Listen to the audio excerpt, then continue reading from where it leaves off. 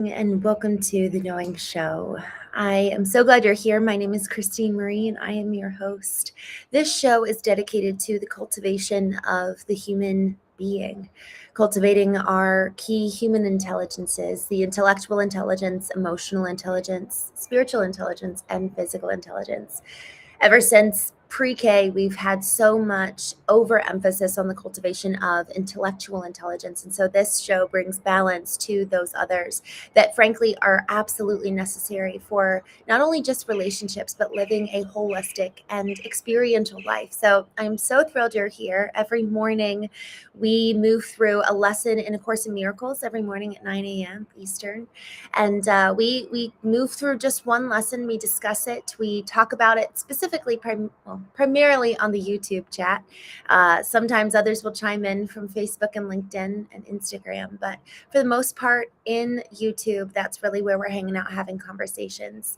And I invite you to join us. Invite us on YouTube, particularly if you want to hop over here. But otherwise, let's go ahead and dive in. We are going to be moving through lesson 117, and we are actually smack dab in the middle of reviews. So we are reviewing two lessons today, and just for context, I'm going to review some of the preceding ones that led up to today's lesson. Lesson 91, miracles are seen in light. Lesson 92, miracles are seen in light, and light and strength are one. Lesson 93, light and joy and peace abide in me. Lesson 94, I am as God created me. Lesson 95, I am one self, united with my Creator. Lesson 96, salvation comes from my one self. Lesson 97, I am spirit. Lesson 98, I will accept my part in God's plan for salvation. Lesson 99, salvation is my only function here. Lesson 100, my part is essential to God's plan for salvation. Lesson 101, God's will for me is perfect happiness. Lesson 102, I share God's will for happiness for me. And today's lesson are lessons 103 and lessons 104. God being love is also happiness. Lesson 103. Let me remember love is happiness and nothing else brings joy. And so I choose to entertain no substitutes for love. Lesson 104. I seek but what belongs to me in truth. Love is my heritage, and with it joy. These are the gifts my Father gave to me. I would accept all that are mine in truth. I love this. Let me remember love is happiness, and nothing else brings me joy. And so I choose to entertain no substitutes for love. Y'all, for those of you who are new to the Knowing Show, on the Knowing Show, we talk about specifically to this whole concept of substitutes. What is currently, where am I currently sourcing joy? Where am I currently sourcing meaning, value, purpose in life? And so with this question comes also a realization that, okay, if love is my heritage, which is the following lesson, and love leads to joy, and joy is almost the direct ramification of experiencing real, true love, then if I'm actually not experiencing joy, then therefore am I not experiencing love? And subsequently, thereby we can assume, am I actually walking in the heritage, in the inheritance of what is mine as a son and daughter of God? And so these morning shows, we talk about what brain scripts, narratives, programs do we have running on autopilot that actually need to be replaced or just examined, because so much of the time we have adopted these mindsets in a very subconscious way based on what was modeled for us, based on what was told to us, rather than actually examining what we believe and what we think, and then examining, is that actually in alignment with who I want to be, in alignment with who I was created to be in the first place, in alignment with my very own potential. A lot of times we have these narratives given to us and modeled for us that turn into programs that run our lives when we were children.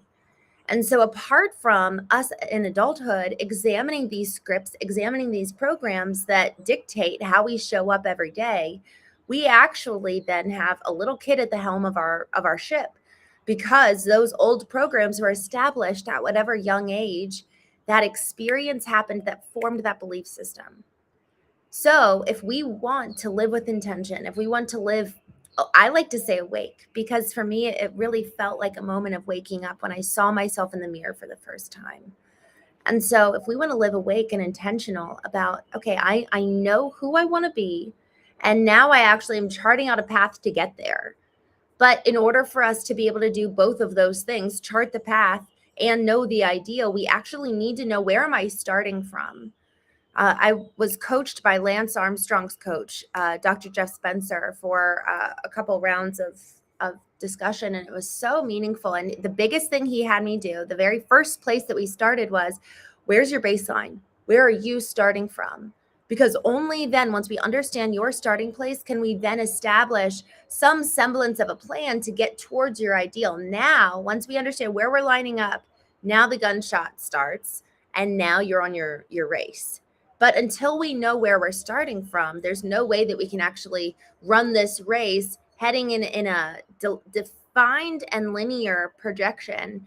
And otherwise, we're just going to be making big loops. If we don't set a target for change, we're going to do a 360 rather than a lateral 180. So us taking the time to define, where am I starting from? What are the current narratives, programs that are running my life? And then where am I going?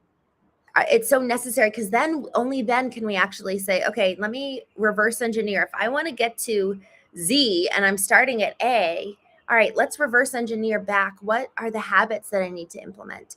What are the new ways of thinking, new programs, new narratives that need to take place of the existing ones that have kept me bound and kept me here in this place, stuck for maybe 20, 40 years even. And so this whole question of taking the time to analyze, where are you starting from? What is your baseline? And then taking that question and applying it to each one of these intelligences, spiritual intelligence. What have you been taught about God? What have you been taught about your own self as it pertains to your spirit? And then what have you experienced personally, both that has been really, really traumatic, or really maybe even, I think even a way to say it is, it's been reinforcing of that. So if you were taught that God is a God that's scary and unkind, and then you're treated that way, now your experience backs up a narrative. And those can sometimes be the hardest ones to undo. But if you've been taught that God is so incredibly loving, and then you've experienced loving caretakers, well, so much our earthly parents help us get a better understanding of God. A lot of times our earthly partners help us understand who God is too. So if we've been in abusive relationships, if we've been in relationships where we weren't cared for and we weren't loved, then that has subconsciously conditioned us to view God the same way. And so that's the spiritual intelligence. Then it's, okay, what are the scripts and narratives running me as it pertains to emotional intelligence? For me, for so many years, I had the script and the narrative that emotions are weakness. And so for so long, I really, really was not able to cultivate emotional intelligence, because I just shut off and suppressed all of my emotions. But in realizing, oh no, actually emotions conjure up a large degree of the right hemisphere of the brain, and actually make up so much of what makes us human to begin with. Now the entire narrative flips, and now I have a greater respect for emotions. Same thing goes with physical intelligence and with intellectual intelligence. What are my pre-existing scripts and narratives? What is my baseline from where I'm starting? Because then if I have my ideal and I want to get to a certain place, I want to remain unstuck and actually start moving forward, well, now I know where I'm starting. And then we can ask others to hold us accountable. Then we can create the habits that can help us move out of those kind of stuck places. So with that, I'm going to jump here into the chat.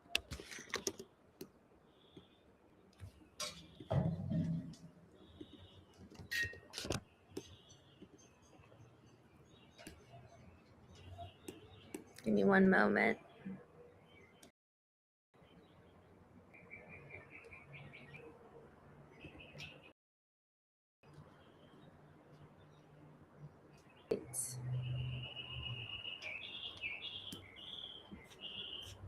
Good morning, Thousandaire. I'm glad to see you. Man in the Hat, good morning. I'm so glad you're here. Sammy, my dear friend. Man in the Hat says, God bless you, Sammy. Terry Scott, good morning.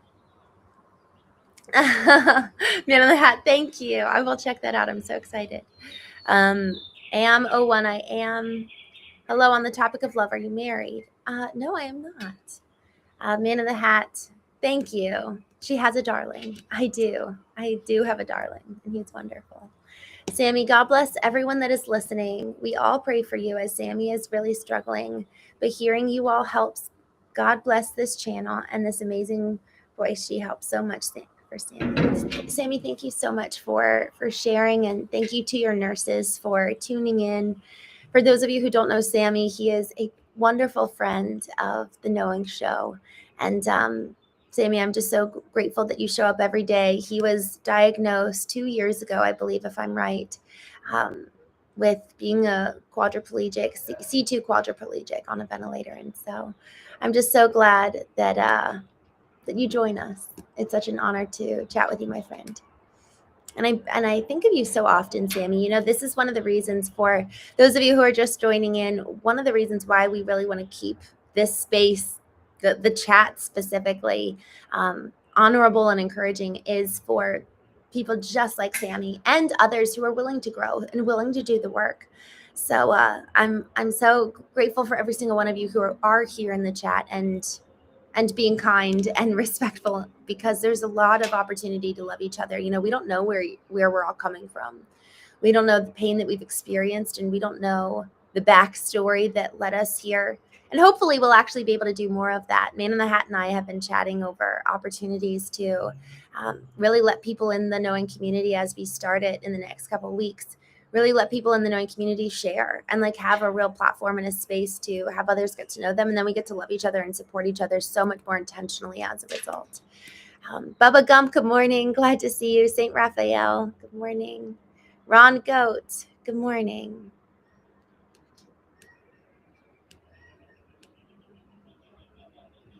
VJM, good morning. Some guy, good morning.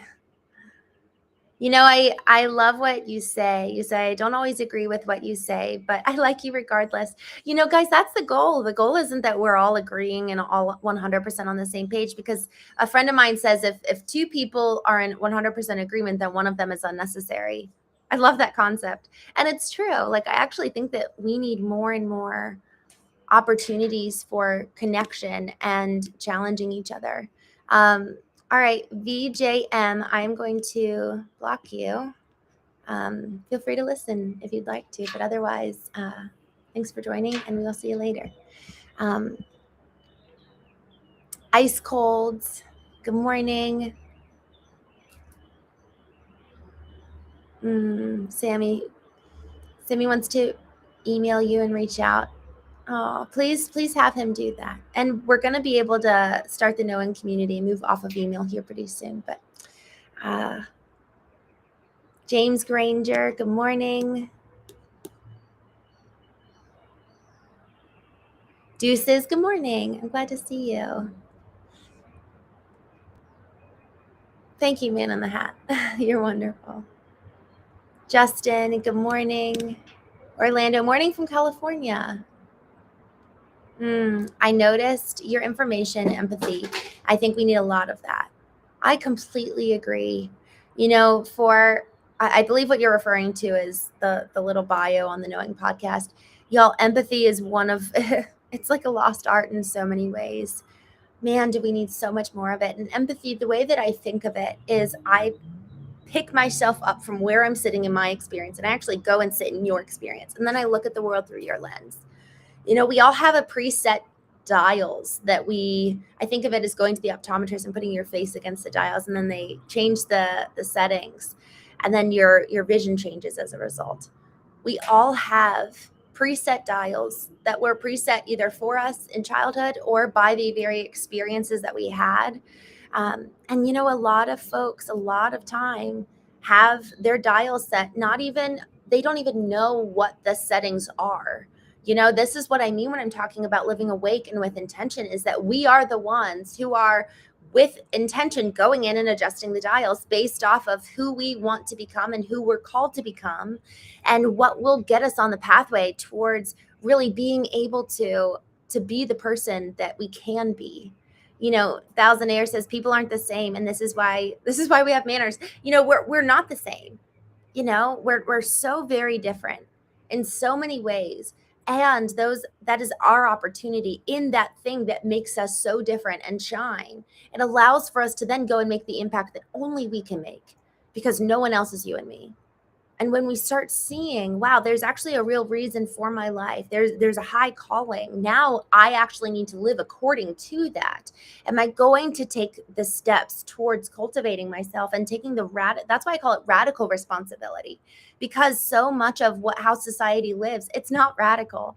A lot of it is sitting on our laurels. A lot of it is just kind of stepping back and sitting back and just kind of watching the world pass us by. But those of us who want to engage, a lot of us who want to make the impact that we want to make, well, now we need to go and be adjusting our behaviors in our life accordingly.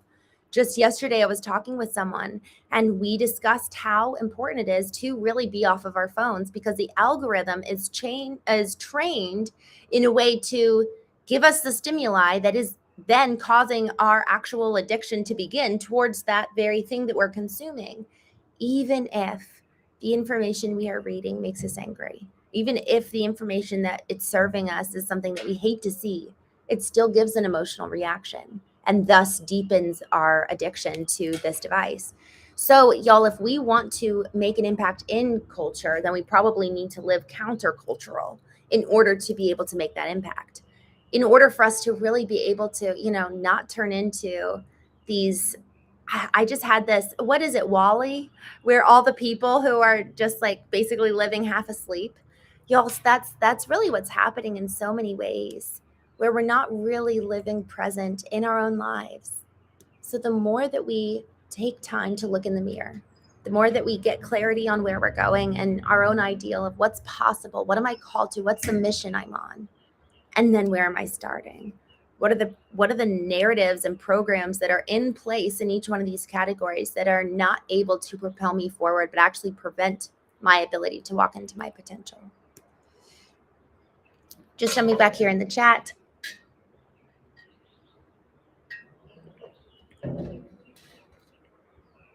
Bang Top, good morning. You said, have you poured yourself some coffee yet? No, I actually need to go make it. I'm excited to go do that. You said it's hot and humid down here today. I hope it cools up. We can all use a little bit more mist in the air. Preston, good morning. Ice Cold says, haven't heard you say Jesus yet, so how can you grow and build without that cornerstone? Jesus is countercultural. I love that you're bringing that in, Ice Cold, because I have found that there's so let me actually add some context here from my experience. One, we do talk about Jesus on the morning shows in so many ways. I actually think that the man of Jesus was the representation of what's possible for every single person if we were to live with God activated in us, Christ activated in us. Because it says Christ is in all things. So we have this incredible opportunity to live with God and to do life with God. And so hold on one second. Man in the Hat says, here comes the trolls. All right, y'all. For those of you who are just trolling here, you can go ahead and jump off. I'm going to go ahead and start blocking people otherwise, but just putting that out there. Thank you, Man in the Hat. So Ice Cold, when I'm talking about this, that is entirely accurate in so many ways, where the things that are countercultural, the things that aren't actually cool, and the things that aren't trendy probably are the very things for us to kind of look into and examine. Okay, is there actually something hidden here, hidden for our own growth and benefit? So one of those things, to your point, is Jesus. I actually have found that the relationship with God has been the thing that has brought so much healing into my life, but it hasn't been through the conduit of anyone else. other people interpreting God for me has actually been more dangerous than me going and experiencing God for myself. And going just really honestly with a humble, we talked yesterday or a couple days ago about how humility leads to vulnerability. So going in with the humility and vulnerability to say, okay, God, can you teach me who you are? Would you be my teacher? You know, the Latin root of intuition is intuere, which means to be taught from within. Are we being taught by God, taught from within, or are we just being told from everyone around us? So I'm glad you brought that up, because the relationship vertically with God, where he's talking to us and he's teaching us, versus us being told by everyone else who to be and how to live. And that alone is countercultural. And so I think I'm just so glad that you brought that up, because I think that there has been a lot of pain from people who have experienced actions in the name of Jesus that has brought a lot of hurt. And so instead, it's okay, let me stop listening to everyone else's definitions and experiences of God and go and experience it for myself. And therein, I actually have found lies healing in and of itself. So to that point, we were talking earlier about kind of what's your spiritual baseline? What have you been taught about God? What have you been taught about these different aspects of Christ and your own self? Because I was taught that this is what I was taught. Your heart is deceitful above all things and desperately wicked. Who can know it? So then when I was married and my former husband told me certain things that I knew that weren't true, I trusted him over myself, and frankly probably what even God was telling me, because I had the narrative, my heart is deceitful and wicked. So okay, how then does that reconcile with each other? So there's a lot that we have been conditioned to believe that is not coming from the source, from God. And this, when I say source, I mean like when you're walking around with an electrical plug looking to plug in somewhere to a socket. Where is your source of information, source of meaning, source of value, source of your own worth? Is your source God, your creator, who created you and fashioned you and knows you exactly as you are and your very own potency of who you can become? Or are we sourcing it from even our parents? Who did they tell us that we are? Who does society say that we are? So when we're talking about that aspect, that's what I mean.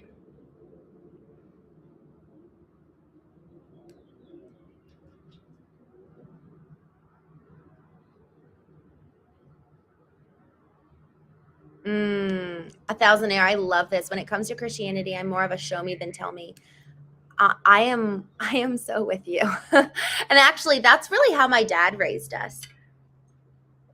Like, he really didn't beat our head, beat us over the head with like, this is how you should be. This is what God says. He really modeled a man of faith, and that was so potent and really, really resonated with all of us kids. Actually, my parents just celebrated 40 years of marriage yesterday, which is just incredible to me, because marriage is really hard. And I think that was actually so much of what allowed for them to be married for 40 years was that they were in relationship rather than the dogma of religion. And anyways, I'll go back in the chat.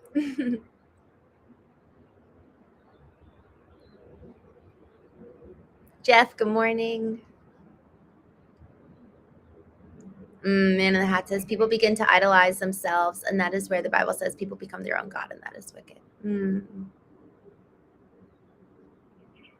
Burkay, good morning. Ron Remodels, good morning. Robin Vine, good morning. I'm glad to see you. Nobody heckin' here. I'm worthless in existence, period. Oh.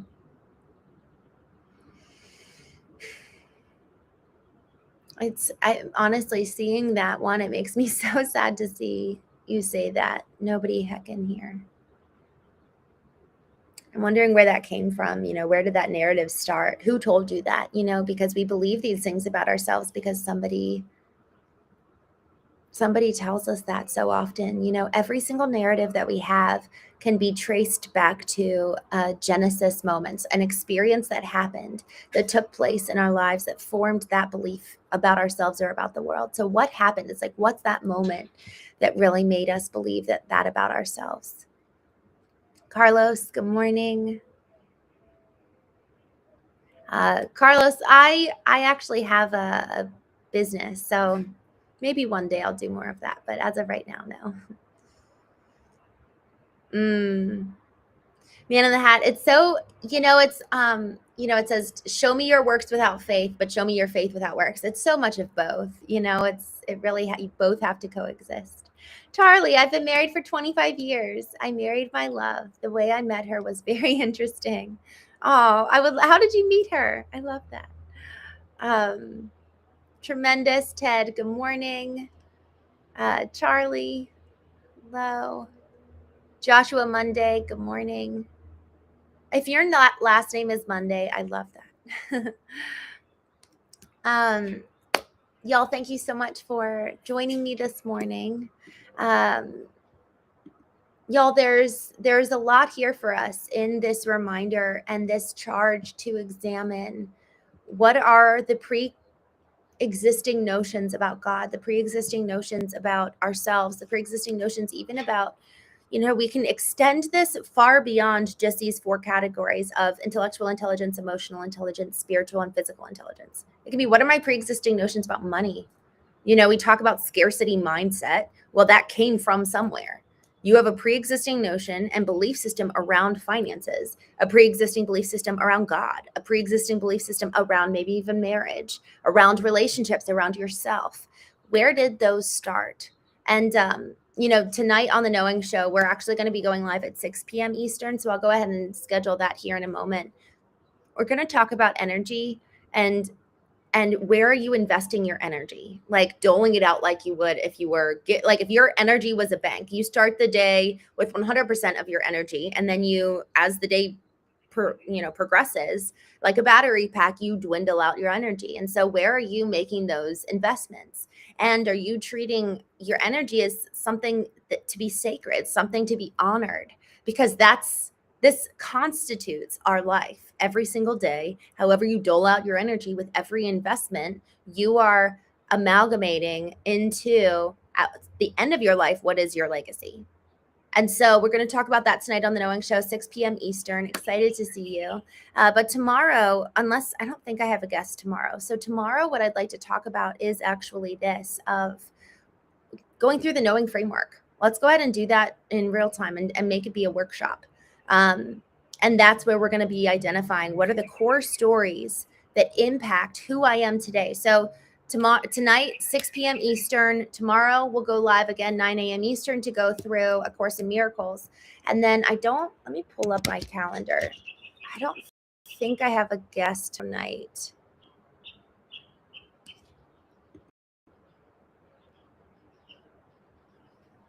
Yep. Oh, wait, hold on.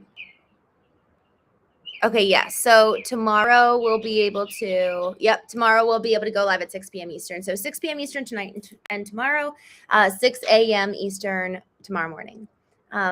With that, thank you all so much for joining me. I'm just jumping back here in the chat. Charlie says, they filmed a commercial at my work. She walked in while filming. I saw her and fell in love. She ghosted me while walking by. I asked a friend if he knew her, and she said yes. I told him to tell her. Oh, no, it got cut off. Charlie was telling us his love story of him and his wife of 25 years, which I love. John Q says, I'll be sleeping then. Well, we will miss you, but feel free to join again tomorrow morning, 9 a.m. Eastern. Y'all have a wonderful day. Charlie, put it in the comments of this video, the rest of your story. I would love to see. So have a wonderful day, everyone. I'll see you today at 6 p.m. Eastern and then again at 9 a.m. Eastern tomorrow morning. Have a wonderful day.